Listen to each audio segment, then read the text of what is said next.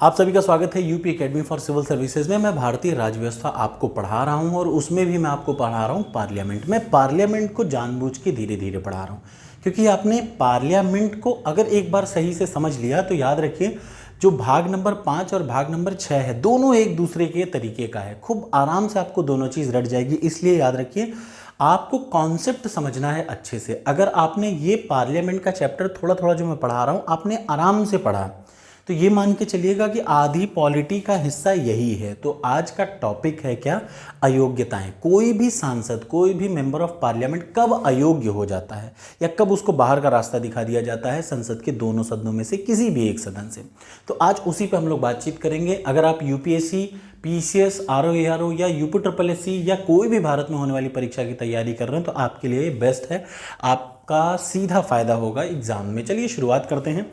मैं बता रहा हूं कि कोई भी सांसद अयोग्य कैसे ठहराया जाता है। तो सबसे पहले संविधान ने, याद रखिए कोई भी चीज़ मैं जितनी योग्यता भी बता रहा हूं तो संविधान ने कुछ योग्यता बताई, उसके बाद संविधान ने बची चीज़ें किस पे छोड़ दी? पार्लियामेंट पे छोड़ दी। ठीक वैसे ही याद रखिएगा कोई भी सांसद अयोग्य कब होता है? पहले संविधान ने बनाया, क्या बताया कि कोई भी सांसद अयोग्य तब हो जाता है जब वो इन चीज़ों में से कोई एक काम होता है। तो दूसरा, जो चीज़ें वो नहीं डील कर पाया उसने किसको दे दी अथॉरिटी? उसने अथॉरिटी दे दी पार्लियामेंट को कि ठीक है अब जो चीज़ें बची हैं वो सब कौन डील करेगा? पार्लियामेंट डील करेंगे। तो सबसे पहले याद रखिए अयोग्यता वो जो कॉन्स्टिट्यूशन बताता है। याद रखिएगा कॉन्स्टिट्यूशन कौन कौन सी अयोग्यताएं बताता है कि एक आदमी कब अयोग्य हो जाता है, मेंबर ऑफ पार्लियामेंट के सदस्य से बाहर कब हो जाता है। सबसे पहला, अगर वो कोई, ध्यान से सुनिएगा, अगर कोई ऑफिस ऑफ प्रॉफिट में, याद रखिएगा if he holds any office of profit under union and state government, अगर कोई ऐसा मतलब एक ऐसा मेंबर जो कि यूनियन और स्टेट गवर्नमेंट में क्या करता है? ऑफिस ऑफ प्रॉफिट को होल्ड करता है। अब जब ये ऑफिस ऑफ प्रॉफिट है, यूपीएससी का और पीसीएस का आजकल पेट सवाल बन चुका है। तो ऑफिस ऑफ प्रॉफिट के लिए मैं अलग से एक वीडियो आपको संडे को बना दूंगा, वो एक सेपरेट स्पेशल क्लास रहेगी ऑफिस ऑफ प्रॉफिट की, क्योंकि वो एग्जाम में बहुत आ रहा है। तो ऑफिस ऑफ प्रॉफिट का मतलब एक ऐसा जहां से आपको क्या हो, एक्स्ट्रा पैसा मिल रहा हो। यहाँ कंडीशन ये है कि सेंट्रल गवर्नमेंट, याद रखिएगा सेंट्रल गवर्नमेंट और स्टेट गवर्नमेंट ये दोनों जो है मंत्रिपरिषद को ये ऑफिस ऑफ प्रॉफिट में नहीं आती हैं। ये बात आपको याद रखनी चाहिए। दूसरी चीज़, संविधान कहता है कि अगर कोई आदमी मानसिक रूप से विक्षिप्त है तो भी उसकी सदस्यता चली जाएगी। एक और चीज़, अगर एक आदमी कहीं किसी और देश की सदस्यता ले लेता है तो जाहिर सी बात है, चूंकि भारत क्या है, एकल नागरिकता वाला देश है। तो जब भारत एकल नागरिकता का देश है तो भैया यहाँ पे क्या है, अगर आपने भारत की छोड़ के किसी और की नागरिकता ले ली तो आपकी भारतीय नागरिकता अपने आप चली जाएगी और जैसे ही आपकी नागरिकता जाती है आप अयोग्य ठहरा दिए जाएंगे। ठीक है ना, याद रखिएगा आप भारत के सिटीजन होने मैंडेटरी अगर नहीं है तो आपकी योग्यता छिन जाएगी। एक और चीज़, वो क्या हो, दिवालिया हो, मतलब पैसा लेके भाग गया हो, जैसे विजय माल्या। तो विजय माल्या कभी सांसद बन सकते हैं? कभी नहीं, बिल्कुल नहीं। अगर बन भी गए तो उनसे वो चीज़ छीन लिया जाएगा। अब ये तो चीज़ें किसने बता दी? कॉन्स्टिट्यूशन ने बता दी। बची हुई चीज़ों के लिए कॉन्स्टिट्यूशन क्या करेगा? कॉन्स्टिट्यूशन ने कह दिया कि इसके अलावा पार्लियामेंट अगर कोई नियम बनाए तो उसके तहत भी कोई सांसद को अयोग्य ठहराया जा सकता है। तो पार्लियामेंट ने किसके तहत क्या किया? पार्लियामेंट ने बनाया रिप्रेजेंटेशन ऑफ पीपल एक्ट 1951। इसके लिए मैं अलग से एक वीडियो बनाऊंगा ज़रूर, रिप्रेजेंटेशन ऑफ पीपल एक्ट 1951। ये मेंस का बहुत पेट टॉपिक है, इस वजह से मैं बनाऊंगा। तो चलिए शुरुआत करते हैं कि पार्लियामेंट क्या कहता है। जो रिप्रेजेंटेशन ऑफ पीपल एक्ट है वो कहता है कि अगर एक आदमी, ध्यान से सुन लीजिए, चुनावी अपराधों में, ध्यान से सुनिएगा, अगर एक आदमी गिल्टी नहीं साबित है, जैसे चुनाव में उसने भ्रष्टाचार कर दिया, पैसा खिला दिया, याद रखिएगा चुनावी अपराध का मतलब शराब की बोतलें ले जा रहे हैं आप पैसा बांट रहे हैं, इन सब में अगर आप लिप्त पाए गए तो आप अयोग्य हो जाएंगे। दूसरा क्या है, अगर कोई आदमी 2 साल या उससे ज़्यादा के लिए जेल उसको साबित हो गया है, याद रखिएगा कोई आदमी 2 साल या उससे ज़्यादा के लिए जेल में है तो वो क्या हो जाएगा? अयोग्य हो जाएगा। यहाँ कंडीशन की बात है। एक होता है डिटेंशन, मतलब एक होता है कि आपको जेल 2 साल की हो गई, 2 साल या उससे ज़्यादा, जैसे लालू यादव को 2 साल से ज़्यादा की जेल हो गई, वो क्या हो गए? सांसद नहीं बन सकते। लेकिन एक ऐसा आदमी जिसको पुलिस ने सिर्फ इसलिए अरेस्ट कर रखा है कि वो बाहर निकलेगा तो बवाल काट देगा, इसको बोलते हैं डिटेंशन। अगर शांति व्यवस्था को बहाल करने के लिए किसी को आपने अरेस्ट कर रखा है तो वो डिटेंशन है। अगर कोई डिटेन्ड आदमी है तो वो इस कायदे में नहीं आएगा, मतलब वो सांसदी के लिए लड़ सकता है। ये बात ध्यान से सुन लीजिए। एक और चीज़, किसी भी स्थिति में एक ऐसा आदमी उस जगह पे अपना पैसा मतलब ऐसी पोजीशन या ऐसी ऑफिस ना होल्ड करता हो जहां गवर्नमेंट का 25% शेयर हो। याद रखिएगा, किसी भी ऐसे गवर्नमेंट का मतलब कोई भी ऐसी जगह जहां गवर्नमेंट का कितना शेयर हो, 25% से ज़्यादा शेयर हो और उसमें गवर्नमेंट का कॉन्ट्रैक्ट हो, वहां पे आप अगर होल्ड कर रहे हो तो आप सांसदी के लायक नहीं हैं, आपका चला जाएगा। एक और चीज़, अगर आपने अपना चुनाव में हुए खर्चे को आप ना दिखा पाए, मतलब अपने चुनावी खर्चे को अगर आप नहीं दिखा पा रहे हैं, तो उस कंडीशन में भी आपकी क्या हो जाएगी, उस कंडीशन में भी आपकी जो है वो चली जाएगी सीट, मतलब आप अयोग्य ठहराए जाएंगे। एक और सबसे ज़रूरी चीज़, आपको अगर गवर्नमेंट से निकाल दिया गया है, डिसमिस्ड, मोस्ट इंपॉर्टेंट, ये पीसीएस में आ चुका है, याद रखिए क्या, कि अगर आपको डिसमिस कर दिया गया है गवर्नमेंट से, आपको उत्तर प्रदेश सरकार ने क्या कर दिया है, डिसमिस कर दिया है। इसीलिए आपने देखा होगा जब आप पीसीएस का फॉर्म भरते हैं तो उसमें लिखा रहता है कि क्या आप किसी सरकारी संस्था से निकाले गए हैं, हाँ कि ना।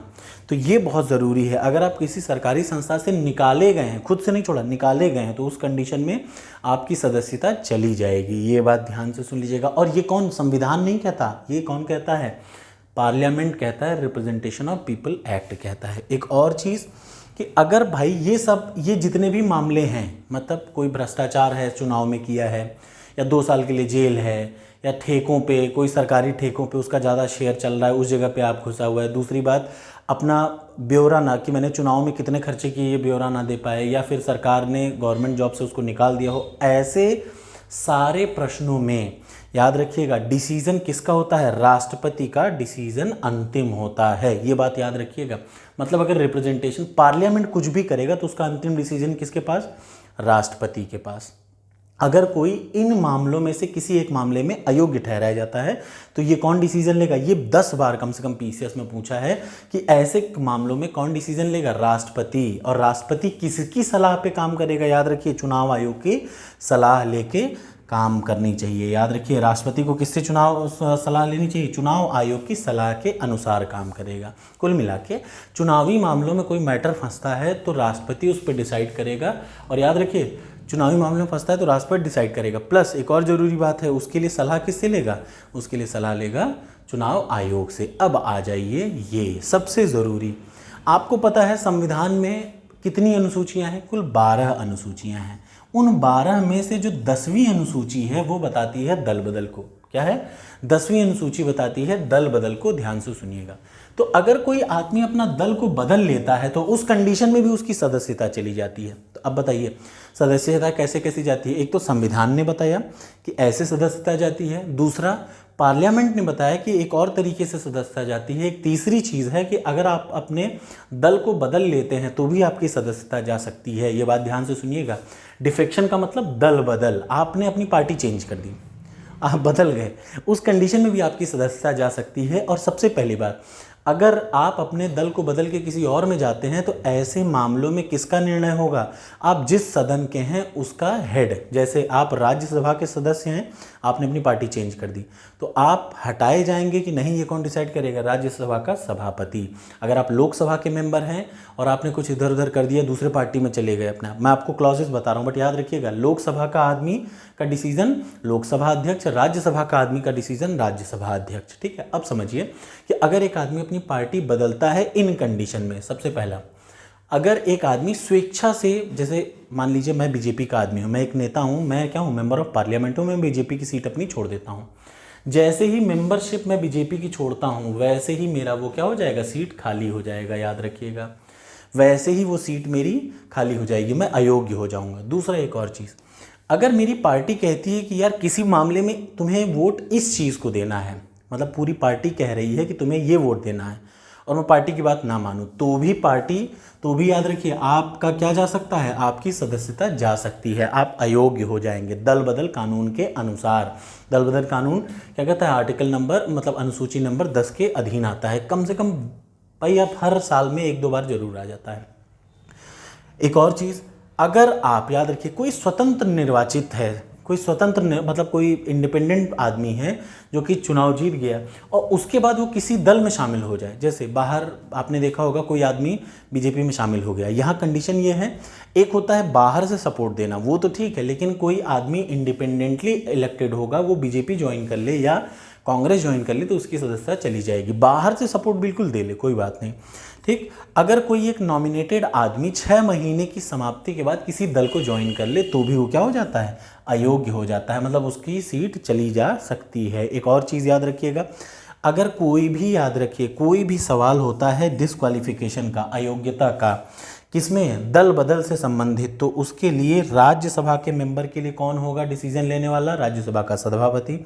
और अगर कोई बंदा लोकसभा का सदस्य है तो उसमें डिसीजन कौन लेगा, लोकसभा अध्यक्ष। लेकिन 1992 में सुप्रीम कोर्ट ने कहा कि जो भी डिसीजन लेंगे लोकसभा के अध्यक्ष, मतलब लोकसभा अध्यक्ष या राज्यसभा अध्यक्ष, वो किसके होगा, जुडिशियल रिव्यू के अंतर्गत आएगा। मतलब ऐसा नहीं कि आप कभी भी कर दिए, कोर्ट उसका रिव्यू कर सकती है। तो ये रहा वीडियो पूरा का पूरा अयोग्यता का। कैसा लगा वीडियो ज़रूर बताइएगा।